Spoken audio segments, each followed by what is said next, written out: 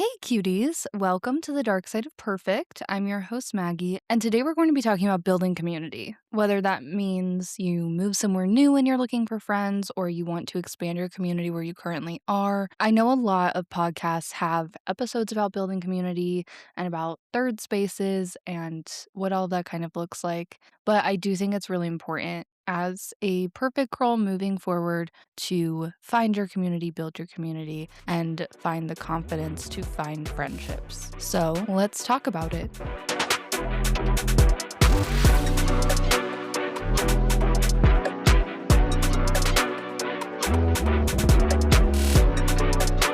Before I get into today's topic, I want to sort of do a vibe check, recenter us in season two.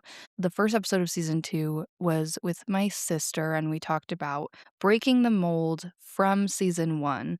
And now we're moving into rebuilding our foundation. So, season two is broken up into three parts. This part that we're currently in is rebuilding our foundation. So, episode one of this section of season two talked about the mold and how it doesn't have to be our North Star of decision making. And this season has some amazing guests and episodes that explore navigating through some of the results of perfect that we talked about in season one. This episode and the next one are going to be about friendship and community and building that support system you need to be your own self. Great.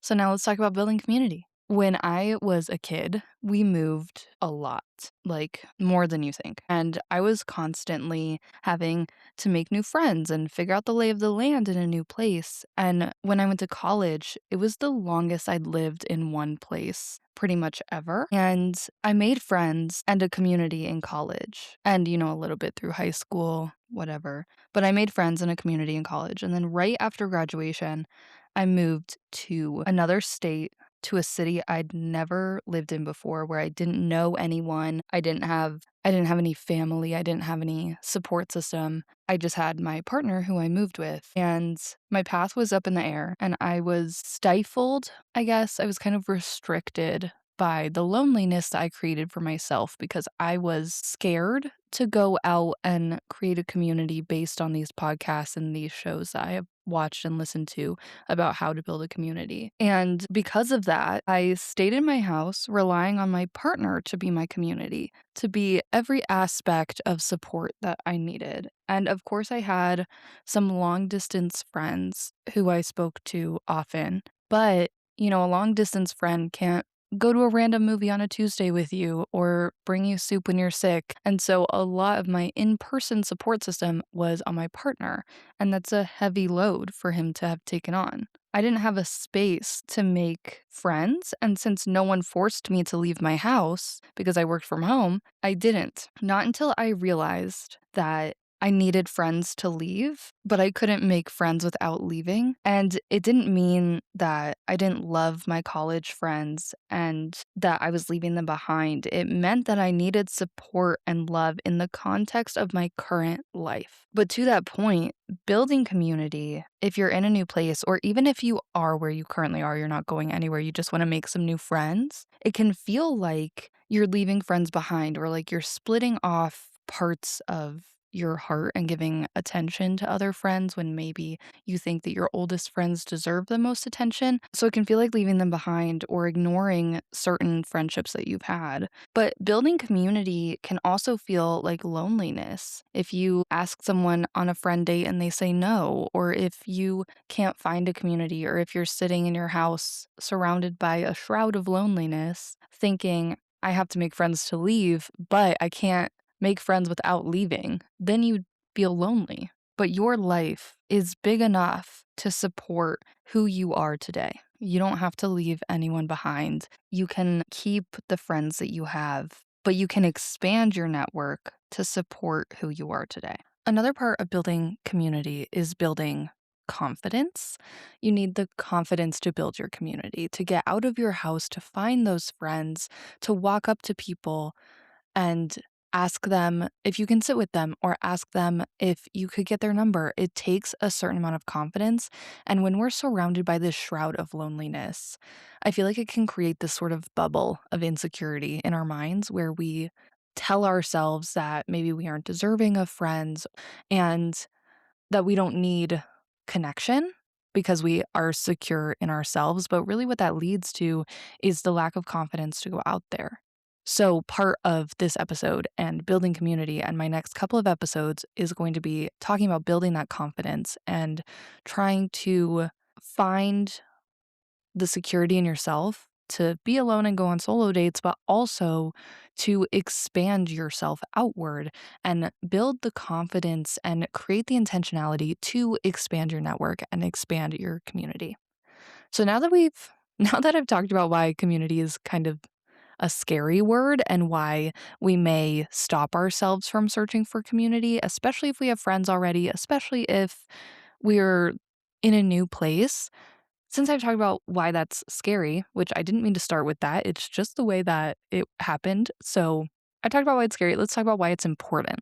I feel like I've talked about this in a lot of my previous episodes, but who you surround yourself with really impacts how you feel about yourself and how you feel about your journey and how you move forward and the path that you're moving on. A really good example of this is like movies and media to some extent of like the girl who is with the quote unquote bad crowd and they lead her down a bad path. And then eventually she realizes she's on a bad path and she corrects herself to be on the right path. And I was watching a show the other day and there was a quote in it, and I don't think I'll get it exactly right, but it was one day when you're older and you're looking back on your life, you'll realize that every direction change, every pivot, every obstacle in the road actually ended up being a straight line directly to who you're supposed to be. You know, friends, people in your life, they come and go. There's chapters of your life. There's addendums to the end of the page. There's footnotes. There's notes in the margin. There's a lot of different things that can happen in your life, and who you surround yourself with in that moment is vital to being the person that you want to be and creating the life that you want.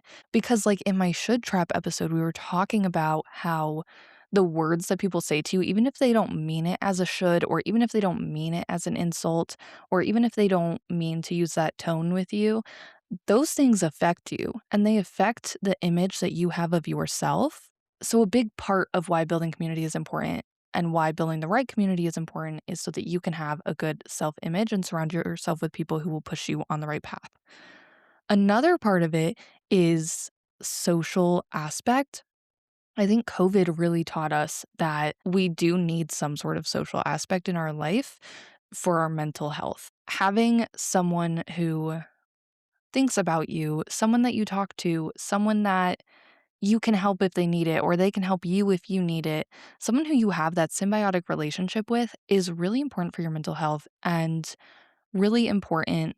I don't want to keep saying it like making friends is really just for yourself and your self image and your mental health because it's really good for theirs too. And there really is a symbiotic relationship there.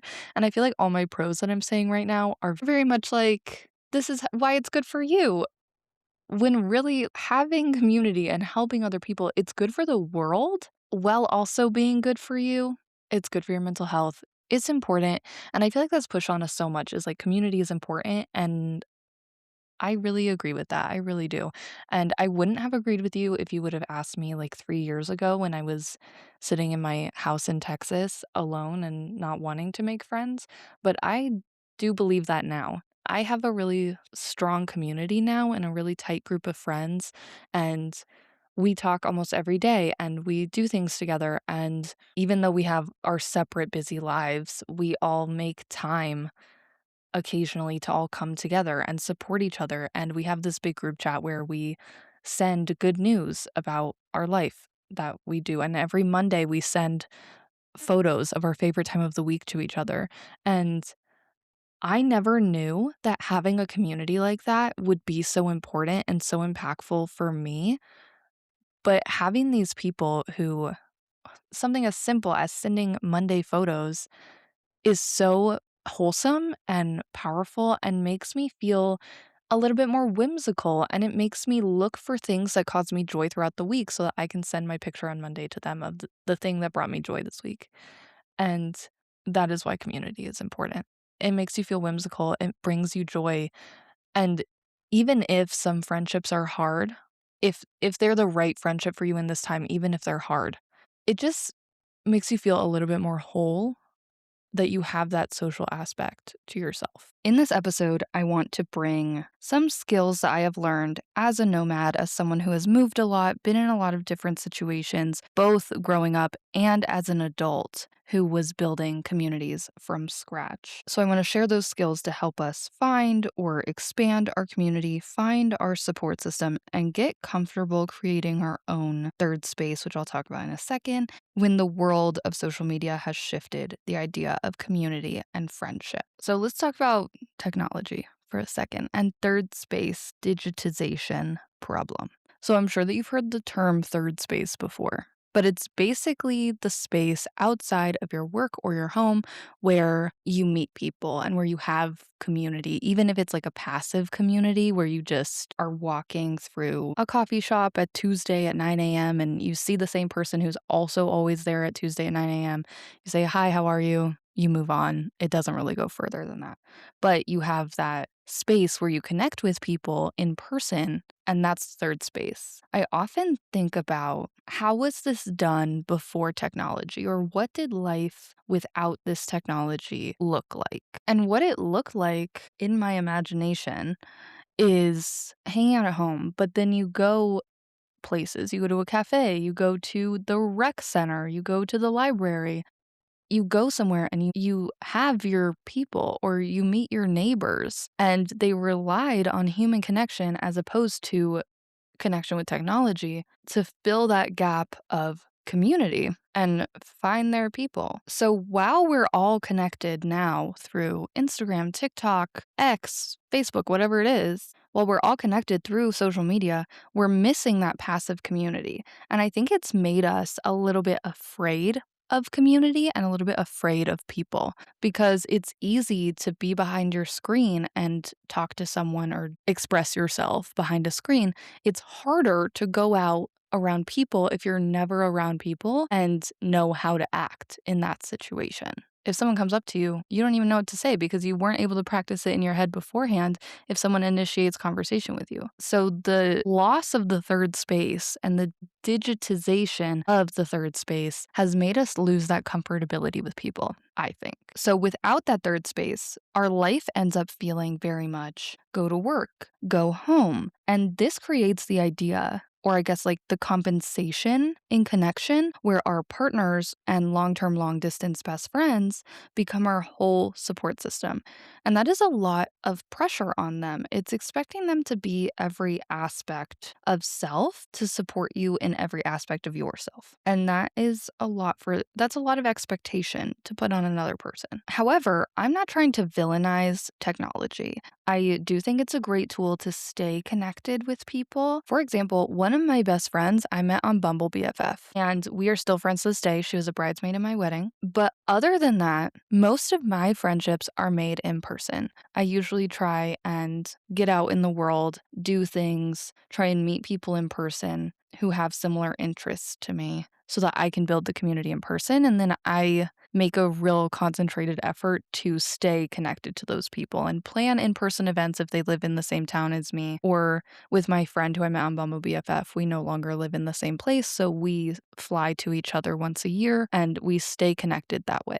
However, my husband, he has an online community of friends that he talks to almost every day. He's a big gamer, so they play games together. And some of those friends came to our wedding. And, having the community online of people that you talk to is not bad. And, the gaming and talking to his friends online is his third space. This is where he meets people who like the same games as him or play the same games or have similar hobbies. And then he's able to make those connections with him.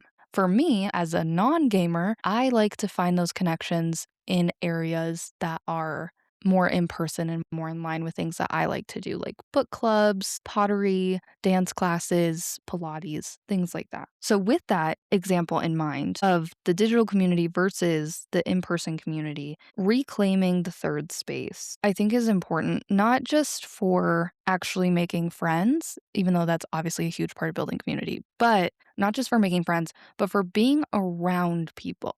To lower the barrier of entry for friends, because you weren't inviting anyone anywhere if you're sitting in a park or going to a pottery class or going to a Pilates class. You don't have to invite anyone anywhere, but you are building that muscle of seeing and being around people and building that familiarity that you can then turn into a conversation.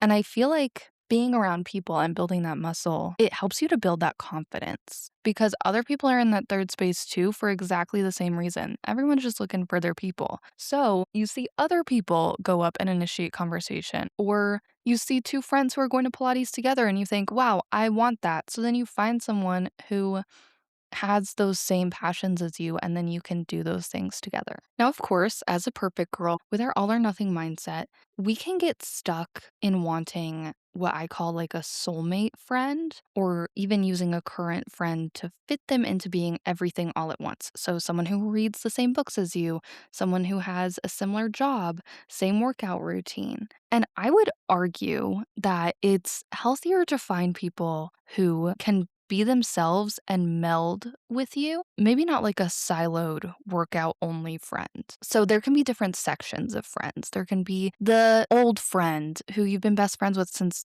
the third grade. There can be the workout friend who you go on hikes with or you go to Pilates with. There can be the outdoorsy friend. There can be the reader friend. There can be the let's go to a movie friend. But you don't need to have those siloed like a workout only friend. Though that's fine if you only go to Pilates with them and then you get a coffee afterwards. That's great. That's an activity. But when I'm thinking about these friends, like my outdoor friend that I have, we do a lot of things together that aren't just outdoorsy. We don't only go on hikes. The other day, we went to the park and we had a picnic together. But if I'm going on a hike, she is always the first person that I will ask to go with me because I know that she really enjoys the outdoors and I really enjoy the outdoors. So she's that friend that I have that connection with, but we also do other things together. And she gets along with my other friends because she also has multiple aspects to herself that isn't just being outdoors. And I have multiple aspects to myself. My old friend has multiple aspects to herself, and we can all find common ground together. But if I'm going on a hike, I'm going to ask her first. If I'm going thrifting, I have a friend that I'm going to ask first. If I'm going to a family event and I need someone to come with me who isn't my husband, I have a friend that I'm going to ask first. And when you stop expecting one person to be everything, you can enjoy people for who they are. When I moved to Texas after graduating from college, it took me a long time before I was able to leave the house and gain this third space. It took me a long time before I downloaded Bumble BFF and found my friend. But while she was the first friend that I made when I was there, I wanted her to be everything all at once. And she's one of my best friends, so we do a lot of different things together. But from there, I had to expand because expecting one person to be everything was way too much for me and for her. And I couldn't put the expectation on her to always be available to hang out with me. She has a job, she has a life. Like, we have our own lives and our own things. And if I want to do something and she's not available, she shouldn't have to be available to me all the time. That's crazy. So I went out and I started exploring other spaces and made more friends. And then I had all of these different avenues I could go for friendship for the different aspects of my life, even though my Bumble BFF friend remained my best friend in Texas. But back to my earlier point, all of your friends who you love and feel commonality with can come together and maybe like each other too. There's such a stigma around scouting for friends, I feel like, because we think everyone already has a group. So we feel alone feeling like we're the only ones searching, and making friends as an adult is really hard. You think because everyone's already in a group, everyone already has their established friends as an adult, but that is not true.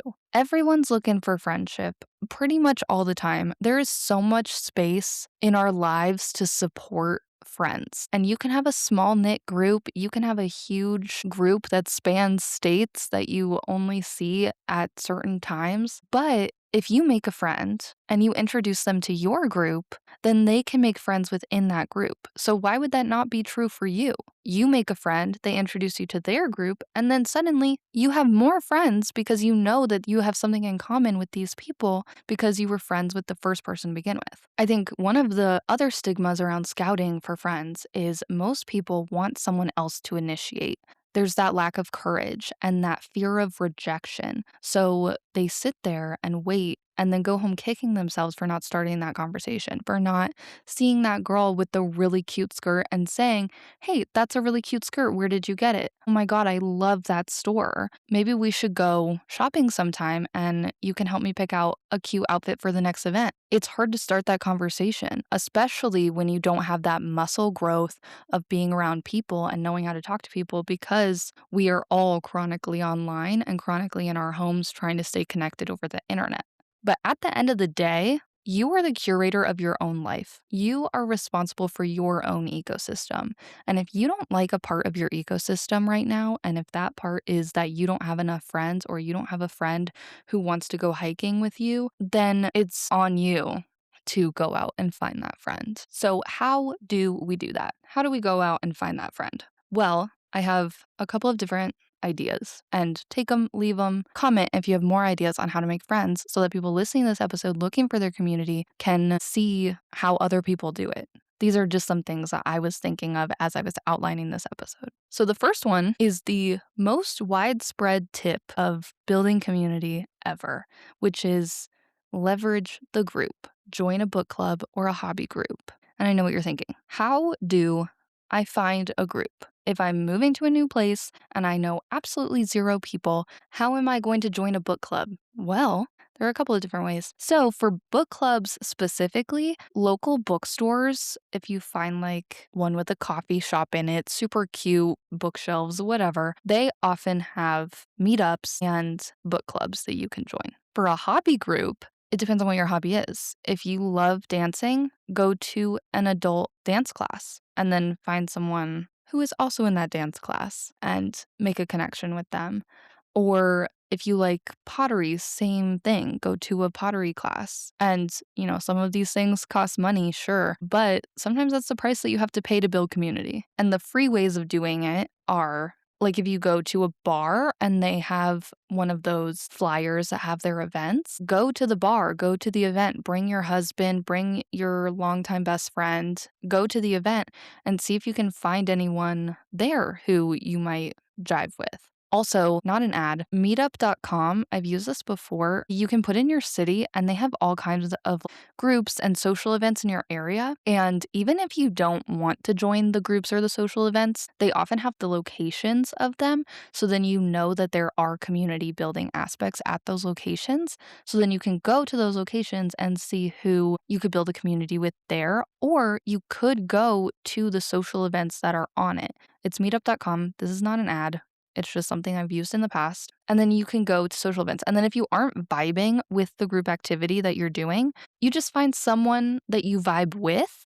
Like my mom used to always tell me, if you are feeling awkward and standing alone in a corner or something, find someone else who looks like they're feeling awkward and standing alone in a corner and then go talk to them. And then you say like, "Hey, I noticed XYZ. Want to get coffee this week and chat about it?" Or you start a conversation with them and you realize that they love karaoke and you love karaoke. So then you say, "Oh my God, I have no one to go to karaoke with. Would you want to go next Friday?" Done. Let me get your number. My second tip is the micro invite. So this is something that is like 45 minutes or less, not a 3-hour dinner. And it's easy to say yes to, but it's also easy to say no to. So you don't put them in a box. So don't start with come over to my house for dinner or board games. Start with a commonality and start small. So like you go to a Pilates class and there's this girl in the reformer next to you and she literally looks like the coolest person you've ever seen in your life, Pilates Princess Core. And after class, you're wiping down your reformer and you look over at her and you say, "Hey, I was thinking about getting a latte next door. Would you want to come with me?" Then she can say, "I'd love to do that." Or she could say, "Actually, I have work right after this. Would you mind if we did it another time?" And then you say, "Yeah, totally. Let me get your number and we can set something up." Or she'll just say, "I'm sorry, I have work after this." And you can be like, "Okay, no worries." Done. End of conversation. The micro invite is an easy way to say yes. But also, if you do get that rejection of, "Oh, no, I have work after this," then it's not like it's like a soft rejection. And, maybe she didn't even mean to fully reject you. Maybe she literally just has work after this. My third thing is online to in real life when appropriate. I'm not saying always meet your online friends, because sometimes that can be scary. But, like, I met one of my best friends on Bumble BFF, and how that started was we met on Bumble BFF, which I know doesn't work for everyone, and all locations are different, so I'm not trying to say use Bumble BFF, I'm just saying in general. That's how I met her, and I texted her, and we went out for coffee at this place with really excellent breakfast burritos, and we just got to gabbing, and we had a ton in common, and then we got each other's real phone numbers, and we started texting, and we went to little events together, and we both love Taylor Swift, so we went to a Taylor Swift night together, and that turned into a lifelong friendship. And it's been years that we've been friends together. My husband, his online community, some of his friends came to our wedding, friends that he's been talking to for years. Or even when we lived in Texas, he was closer to one of his online friends that he's been talking to for a long time.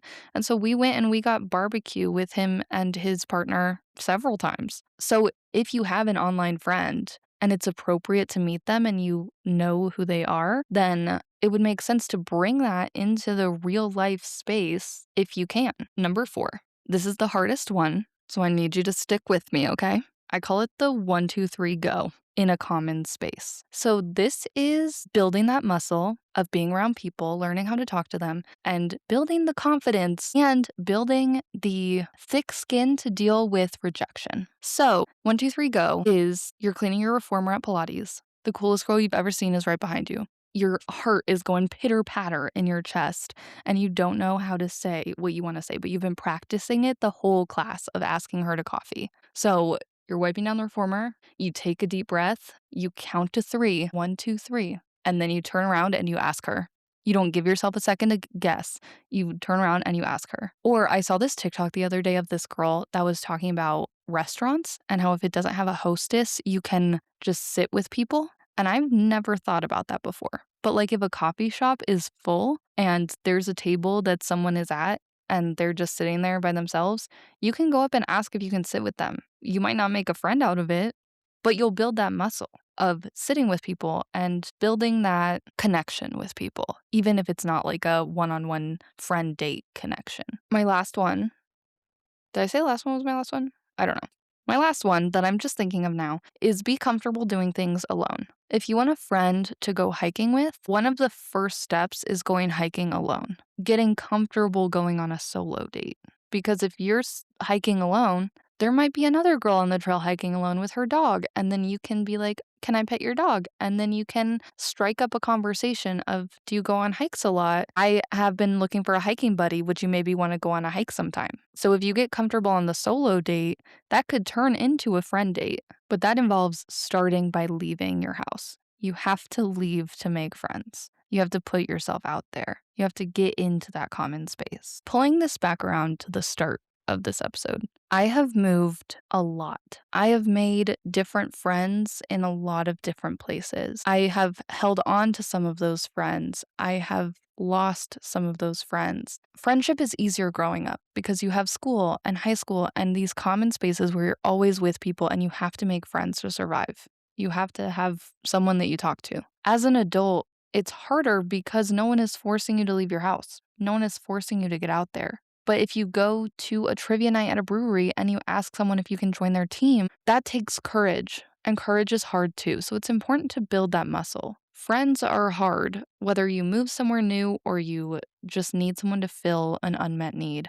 But step 1 is getting out there to create the life you want. Comment on this episode if you have any tips on how to make friends, or if you are feeling a lack of community and you want to connect with some other people who are feeling this way too, who are listening to this episode. What a great way to build a friendship with a commonality that listens to the dark side of perfect.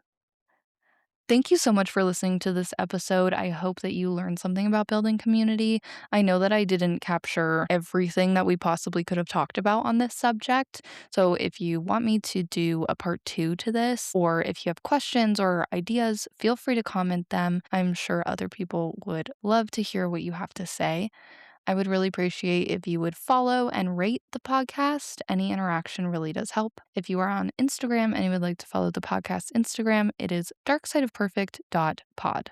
That is darksideofperfect, period, P-O-D. I hope you're finding joy wherever you are today, and I hope that you're building the muscle and creating the courage that you need to create your own life and friendships today. And I will see you next time.